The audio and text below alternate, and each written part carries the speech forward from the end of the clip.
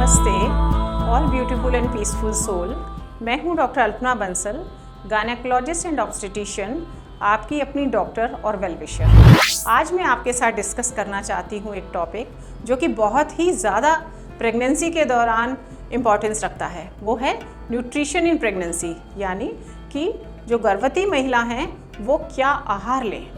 Friends, आप जानते हैं कि प्रेगनेंसी एक बड़ी स्ट्रेसफुल स्टेट है और इसमें लेडीज़ के अंदर बहुत सारे फिजियोलॉजिकल चेंजेस आते हैं और साथ में वो साइकोलॉजिकल स्ट्रेस में भी रहती है, क्योंकि उसको अपने शरीर की ज़रूरतों को तो पूरा करना ही है, लेकिन अपने गर्भ में पनपते नन्हे शिशु की भी देखभाल करनी है। तो सबसे पहले हम ये जानेंगे कि क्या माँ की न्यूट्रिशनल स्टेटस का बच्चे की हेल्थ पे फ़र्क पड़ता है। हाँ जी, बिल्कुल पड़ता है। बच्चे की हेल्थ, डेवलपमेंट, उसकी ग्रोथ पे माँ के न्यूट्रिशनल स्टेटस का बहुत फ़र्क पड़ता है। जो माएँ हेल्दी होती हैं, न्यूट्रिशन से भरपूर होती हैं और अपना प्रेगनेंसी में पूरा ध्यान रखती हैं, ऐसी माँओं के पास एडिशनल न्यूट्रिएंट रिजर्व्स होते हैं। जब वो प्रेगनेंसी में एंटर करती हैं तो बच्चे की डिमांड तो आराम से पूरी होती ही है और साथ में माँ के शरीर पे भी कोई ज़्यादा इफ़ेक्ट्स नहीं होते हैं। ज़्यादातर केस में ऐसी प्रेगनेंसीज अनइवेंटफुल होती हैं, यानी कि रिस्क बहुत कम होते हैं और ऐसी माएँ एक हेल्दी बच्चे को जन्म देती हैं। जबकि इसके दूसरी तरफ वो माएँ जो माल नरिश्ड हैं, प्रेगनेंसी में प्रॉपर अपना न्यूट्रिशन नहीं ले रही हैं, ऐसी माँओं को प्रेगनेंसी से होने वाले कॉम्प्लिकेशंस भी ज़्यादा होते हैं और उनके बच्चे भी लो बर्थ वेट पैदा होते हैं और प्री मैच्योर पैदा होते हैं। तो इसका मतलब न्यूट्रिशन स्टेटस का बच्चे की ग्रोथ पे, साइज़ पे, हेल्थ पे बहुत बड़ा असर है। तो अब मैं डिस्कस करना चाहूँगी कि प्रेगनेंसी में वो क्या न्यूट्रिशन रिस्क फैक्टर्स हैं जिनका कि हमें ध्यान रखना चाहिए। सबसे पहला है माँ की एज। माँ की एज अगर 15 साल से कम है या 35 साल से ज़्यादा है तो ये ऐसे लेडीज़ होती हैं जिनके लिए स्पेशल अटेंशन होनी चाहिए। दूसरा है रिपीटेड प्रेगनेंसीज़। ऐसी बहुत सी लेडीज़ होती हैं जो 2 या 3 साल में 2 या 3 बार गर्भवती हो जाती हैं, उनका भी विशेष ध्यान रखने की ज़रूरत होती है। कुछ ऐसी लेडीज़ हैं जिनके कि बच्चे मेलफॉर्म पैदा होते हैं यानी बार बार या तो एबॉर्शंस हो जाते हैं या बच्चे में कुछ अंगों की कमी होती है, उनको भी बहुत विशेष ध्यान रखने की ज़रूरत होती है। एक चौथा कारण है पॉवर्टी, गरीबी, जो कि हमारे देश में काफ़ी प्रिवलेंट है। ऐसे बहुत से तबके हैं जहाँ पर कि माँ को प्रॉपर आहार मिल ही नहीं रहा है, तो उस केस में भी ध्यान रखने की ज़रूरत है। एक बहुत इंपॉर्टेंट फैक्टर जो आज के टाइम में है वो है बिज़ारे ईटिंग हैबिट्स। बहुत सी लेडीज़ टाइम से खाना नहीं खाना या लंबे समय तक भूखे रहना या फिर एकदम से खाना ज़्यादा खा लेना, इसमें आता है। और कुछ लेडीज़ घर का बना न्यूट्रिशियस खाना खाने की जगह बाहर का खाना ज़्यादा पसंद करती हैं, वो भी बिज़ारे हैबिट्स में आता है। बहुत सी लेडीज़ को क्रोनिक इलनेसेस हैं, जैसे कि डायबिटीज़ है, हाइपरटेंशन है, थायराइड है, उन लेडीज़ को भी विशेष ध्यान रखने की ज़रूरत होती है। कुछ लेडीज़ एडिक्ट होती हैं, अल्कोहल है, कैफ़ीन है, निकोटीन है, उन केसेस को भी बहुत ध्यान रखना होता है। एक और रिस्क फैक्टर होता है वो है इन्फेक्शन। लेडीज़ को ऐसे कोई लक्षण आते ही फ़ौरन अपने डॉक्टर से मिलना चाहिए। और एक लास्ट फैक्टर होता है एबनॉर्मल वेट गेन। या तो वेट गेन प्रॉपर नहीं हो रहा है प्रेगनेंसी में, बहुत कम हो रहा है या फिर बहुत ज़्यादा हो रहा है, तो ऐसी लेडीज़ को भी विशेष रूप से ध्यान रखना चाहिए। तो आइए अब हम जानें कि प्रेगनेंसी में कौन कौन से ऐसे एलिमेंट्स हैं जिनकी की रिक्वायरमेंट चेंज हो जाती है। उसमें सबसे पहले आती है एनर्जी। जी हाँ, प्रेगनेंसी में लेडीज़ को एनर्जी की ज़रूरत होती है क्योंकि उनका बच्चा भी डेवलप हो रहा है और उनकी बॉडी में भी बहुत सारे फिजियोलॉजिकल चेंजेस हो रहे हैं। तो एनर्जी की रिक्वायरमेंट प्रेगनेंसी में बढ़ जाती है और स्पेशली सेकेंड और थर्ड ट्राइमेस्टर में, यानी कि दूसरे या तीसरे तिमाही में इसकी ज़रूरत ज़्यादा होती है। दूसरा फैक्टर आता है प्रोटीन। देखिए, प्रोटीन जो है बॉडी में बहुत सारे केमिकल रिएक्शंस के लिए इसकी ज़रूरत होती है। बच्चे का डेवलपमेंट है, प्लेसेंटा का डेवलपमेंट है, लेडी को डिलीवरी के लिए तैयार करना है, डिलीवरी होनी है, माँ को अपने बच्चे को फीड कराना है, इन सब कामों के लिए प्रोटीन की आवश्यकता बहुत ज़रूरी होती है। और दूसरे भी एलिमेंट्स हैं जिसके बारे में तो आप सभी को पता है, जैसे कि iron, calcium, iodine, zinc, vitamins, इन सब की रिक्वायरमेंट प्रेगनेंसी में चेंज हो जाती है। तो अब हम ये जानेंगे कि ऐसे वो कौन सी चीज़ें हैं जो प्रेगनेंसी में अवॉइड करनी चाहिए और क्यों अवॉइड करनी चाहिए। इसमें सबसे पहला आता है कैफ़ीन। कैफ़ीन जो है एक स्टिमुलेंट होता है, और जब माँ कैफ़ीन का अधिकतम सेवन करती हैं, ज़्यादा कॉफ़ी या कैफ़ीन से युक्त पदार्थ लेती हैं, तो ये प्लेसेंटल बैरियर को क्रॉस करता है और ये बच्चे को भी मिलता है, और ऐसे केसेस में प्रीटर्म बेबीज़ की संभावना ज़्यादा रहती है। इसलिए वो ड्रिंक्स जैसे कि कॉफ़ी, चाय या कुछ कोक ड्रिंक्स जिसमें कि कैफ़ीन की मात्रा ज़्यादा होती है, उनका सेवन लिमिट में करना चाहिए, उसमें अनियमितताएं नहीं करनी चाहिए। दूसरा है निकोटीन। देखिए, सभी जानते हैं स्मोकिंग बुरी है, और ऐसे बहुत सी लेडीज़ हैं आज के टाइम में जो स्मोक करती हैं, या ऐसे बहुत सी लेडीज़ हैं जिनके की क्लोज रिलेशन या हस्बैंड स्मोकिंग करते हैं। इसको कहते हैं पैसिव स्मोकिंग, मतलब लेडी खुद तो सिगरेट नहीं पी रही है, लेकिन उनके जो एटमॉस्फेयर है उसमें धुआं है जिसको कि वो इनहेल करती हैं। और निकोटीन का काम होता है बॉडी में जाके ब्लड वेसल्स को सिकोड़ देना, कंस्ट्रिक्ट कर देना, जिससे कि बच्चे को होने वाली ऑक्सीजन की और न्यूट्रिएंट्स की सप्लाई इफ़ेक्ट हो जाती है। ये बच्चे कमज़ोर पैदा होते हैं।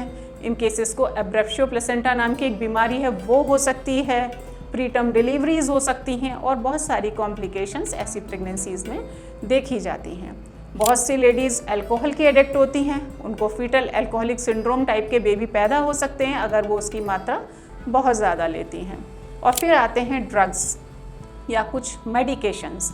कुछ मेडिकेशंस LSD, marijuana, हेरोइन या कुछ दवाइयाँ जो कि एज दवाइयों की तरह इस्तेमाल होती हैं, उनसे भी ऑर्गेनोजेनेसिस पे फ़र्क पड़ता है।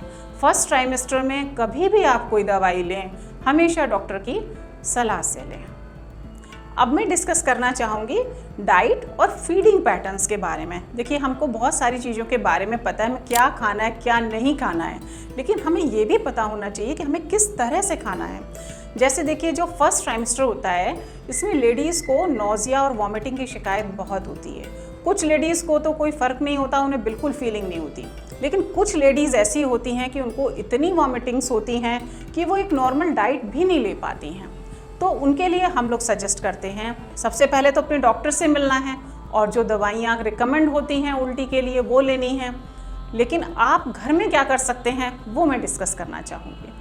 उसके लिए आप लिक्विड डाइट जो है वो ज़्यादा लें, और हम जो डाइट पैटर्न है उसको ब्रेक कर देते हैं, यानी कि आप थोड़ा थोड़ा बार बार खाएं, थोड़ा खाएं, डाइजेस्ट हो जाए, उसको फिर आप दोबारा लें। कोई भी ऐसा खाना जो कि स्ट्रॉन्गली फ्लेवर्ड हैं, बहुत स्पाइसी हैं, बहुत ऑयली हैं, उनको आप अवॉइड करें, क्योंकि ऐसे खाने से उल्टियाँ हमेशा बढ़ जाती हैं। अपने डॉक्टर की सलाह से फर्स्ट ट्राइमेस्टर में फोलिक एसिड टैबलेट लेना कभी भी ना भूलें। अब हम बात करते हैं सेकेंड और थर्ड ट्राइमेस्टर की। इस समय पे बेबी ग्रो कर रहा है और आपका यूट्रस भी ग्रो कर रहा है, और ये पूरी आंतों को और पेट को दबाता है। तो हार्ट बर्न की प्रॉब्लम, एसिडिटी होना, इनडाइजेशन होना और कॉन्स्टिपेशन होना एक आम बात है। लेकिन अगर हम अपना डाइट पैटर्न ठीक रखते हैं तो ये परेशानियां जो हैं थोड़ी हमको कम सताती हैं। जैसे कि खाने पे आते हैं तो नॉर्मल हम एक घर में दिन में 3 बार खाना खाते हैं। सुबह ब्रेकफास्ट लेते हैं, फिर लंच लेते हैं और फिर डिनर लेते हैं। ऐसी लेडीज़ को जो प्रेग्नेंट हैं उनको अपनी डाइट को 6 डाइट्स में या 7 डाइट्स में ब्रेक कर देना चाहिए। थोड़ा थोड़ा बार बार डाइजेस्ट हो जाए फिर दोबारा खाएं। साथ में वाटर इनटेक का बहुत ध्यान रखना चाहिए, पानी ज़्यादा मात्रा में लेना चाहिए। अब मैं डिस्कस करना चाहूँगी कुछ खाने के बारे में कि क्या चीज़ से हमें किस चीज़ की प्राप्ति हो रही है। तो प्रोटीन अगर आप लेना चाहते हैं तो प्रोटीन के लिए जो वेजिटेरियन लोग हैं उनके लिए दूध से बने प्रोडक्ट सबसे अच्छा साधन है। दूध है, पनीर है, दही है, दालें हैं, अंकुरित दालें हैं, आप इससे भरपूर मात्रा में प्रोटीन पा सकते हैं। और अगर आप ये सोचते हैं कि हमको आयरन रिच डाइट लेनी है तो उसके लिए जितनी ग्रीन लीफी वेजिटेबल्स होती हैं, हरी सब्जियां जितनी आती हैं, उनको हम लेते हैं तो उसमें अच्छी मात्रा में आयरन होता है। कैल्शियम अगर हम लेना चाहते हैं तो कैल्शियम की टैबलेट तो खानी ही है, लेकिन 1 लीटर दूध ले सकती हैं, काजू ले सकते हैं, मखाने ले सकते हैं। इन चीज़ों में अच्छी मात्रा में आपको कैल्शियम की पूर्ति होती है। अब हम फ्रूट्स के बारे में बात करेंगे। फ्रूट्स में आप सारे फ्रूट्स ले सकते हैं, जैसे केला है, सेब है, अमरूद है, अनार है। हम ड्राई फ्रूट्स भी सारे खा सकते हैं, जैसे कि मखाने हैं, बादाम हैं और काजू हैं। लेकिन इस बात का आपको ध्यान रखना है कि जो भी चीज़ हम खाएं वो नियमित खाएं और उसकी मात्रा एडिक्वेट होनी चाहिए।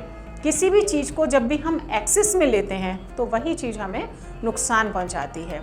आपने देखा होगा कॉन्स्टिपेशन की बहुत प्रॉब्लम होती है, लेकिन कॉन्स्टिपेशन अगर हो रही है किसी को तो उनको फ्रूट्स के ऊपर और सैलड्स के ऊपर ज़्यादा जोर देना चाहिए, जिससे कि दवाइयाँ कम खानी पड़ें और घरेलू उपचार से ही आपको उससे फ़ायदा मिले। पानी का हमको बहुत ध्यान रखना पड़ता है। आपकी जो हाइड्रेशन है वो प्रॉपर होनी चाहिए। 6 से 8 ग्लास पानी आपको ज़रूरी है, ये ज़रूर लें आप। मैं उन लेडीज़ के बारे में भी बात करना चाहूँगी जो वर्किंग हैं, लंबे समय अपने ऑफिसेज़ में या घर से बाहर जाकर काम करती हैं। ऐसे लोगों के साथ एक ये प्रॉब्लम होती है कि वो लंबे समय कुछ खा नहीं पाते। लेकिन ये हमारा सोचना है। अगर हम सोचें कि अगर हम घर से ही छोटे छोटे टिफ़िन बना के लेके जाएं और हर 2 घंटे में हम कोई चीज़ खा लें तो हमें इस प्रॉब्लम से भी समाधान मिल सकता है। आपको ध्यान रखना है कि आपका वेट जो है वो 8 से 10 किलो के करीब बढ़े प्रेगनेंसी के अंदर। आप ओवरवेट ना हो या फिर आप अंडरवेट ना हो। एक छोटा सा डाइट प्लान मैं आपके साथ शेयर करना चाहूँगी। जैसे कि आप सुबह उठते हैं, सुबह अर्ली मॉर्निंग में आप फ्रूट्स ले सकते हैं, आप बिस्किट्स ले सकते हैं। ये इजीली डाइजेस्टेबल होते हैं। और आप ओवरनाइट फास्टिंग में होते हैं तो ये आपको जल्दी से एनर्जी भी प्रोवाइड करते हैं। आप ब्रेकफास्ट के अंदर दूध ले सकते हैं, आप चीला ले सकते हैं और आप स्प्राउट्स ले सकते हैं, फ्रूट्स ले सकते हैं। जो मिड डे 11 बजे के करीब का टाइम होता है, प्री लंच टाइम होता है, इसमें आप पोहा ले सकते हैं, नींबू पानी ले सकते हैं। लंच टाइम में दाल, चावल, रोटी, हरी सब्जियां, सैलेड ले सकते हैं। शाम के टाइम पे जो टी टाइम होता है, अगर आप चाय नहीं पसंद करते हैं तो आप शेक्स ले सकते हैं, पोहा ले सकते हैं, वेजिटेरियन सैंडविचेस ले सकते हैं। और रात के खाने में अगेन आप पनीर ले सकते हैं, सब्जियां ले सकते हैं, चपाती ले सकते हैं।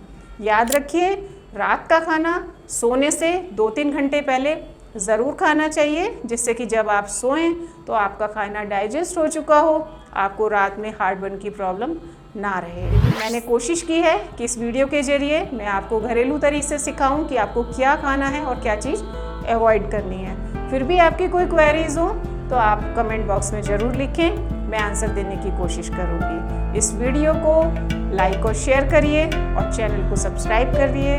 नमस्ते, खुश रहें, स्वस्थ रहें। Thank you.